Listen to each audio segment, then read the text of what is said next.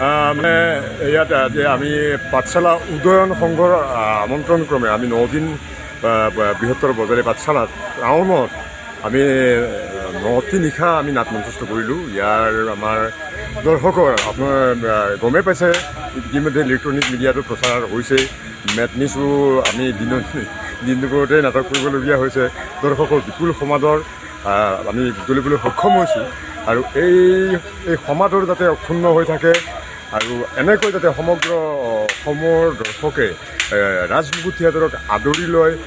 তাৰোপৰি আমি আমাৰ আৰম্ভণিহে আচলতে, ইয়াৰ পিছত আৰু আমাৰ নাটক বহুতখিনি মসৃণ হ'ব, মানে ভাল হ'ব, মননশীল হ'ব, দৰ্শকৰ গ্ৰহণযোগ্য হ'ব। গতিকে আশা ৰাখিছোঁ আমাৰ বাকী 13 এপ্ৰিললৈকে আমি এই সমাদৰটো যাতে পাই থাকোঁ। আৰু এটা ডাঙৰ কথা, পাঠশালাত এটা বিশেষ কালি মই মোৰ নিজৰ অভিজ্ঞতা তাৰমানে মই কিবা চানা খাবলৈ গৈছিলোঁ।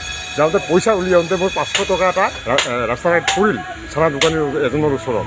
তাৰপিছত গৈ পেলাই মই পানী বটল এটা কিনিলোঁ ডিজে ৰেষ্টুৰেণ্টত।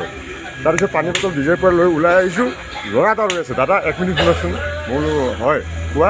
এই আপোনাৰ চানা কিনোতে 500 টকা এটা পৰি আহিছে তাতে।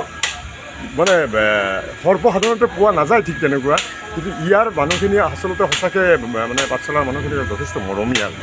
আৰু মানে কি ইয়াত নাট্যনগৰী বুলিতো কয়েই, তাৰোপৰি মোৰ ব্যক্তিগত অনুভৱ তাৰমানে এই পাঠশালাৰ সঁচাকৈ মানুহখিনি মানে মৰমীয়াল মানুহ।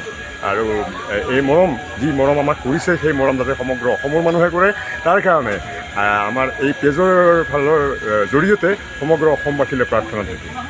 যিহেতু 12টা দিনত 12টাকৈ মেটিনি শ্ব' কৰিবলগা হৈছে বিদেশৰ বিৰিণা, হয় হয়, কি ক'ব? 12টা আচলতে আমি 12টা মেটিনি শ্ব' কৰা নাই, আমি 1, 2, 3টা মেটিনি শ্ব' কৰিলোঁ নেকি, 3টা কৰিছোঁ। আৰু সৰ্বমুঠ আমি 9টা দৰ্শনী কৰিলোঁ নেকি, বিদেশৰ বিৰিণা 9টা দৰ্শনী তেনেকুৱা কৰিছোঁ। অনুভৱ মানে কি, অত্যন্ত গৰম, এই গৰমৰ মাজত দৰ্শকে বিচনীৰে বা লৈ আছে, তথাপিতো নাটক উপভোগ কৰি আছে। স্কুলৰ ছাত্ৰ ছাত্ৰীবিলাকো আহিছে, তেওঁলোকে আমাক যেনেকৈ আঁকোৱালি লৈছে। ভাবিছোঁ মানে কি আৰু আমি আকৌ কৈছোঁ, ওলাই যোৱাৰ পিছত সেই একেখিনি মৰম আমাৰ অসমৰ দৰ্শকে আমাক দিয়ক।